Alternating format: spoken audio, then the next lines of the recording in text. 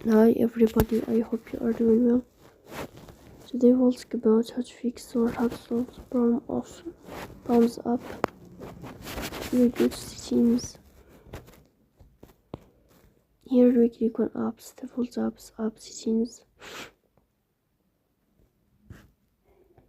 In this list here you will search about the application of Pawns and you will enter. Here in this page of app info you will click on first stop and you will click OK. Here you will enter to the window of storage. Then here we click on clear cache.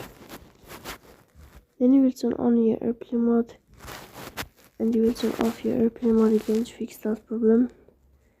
So please don't forget to support us by like and subscribe.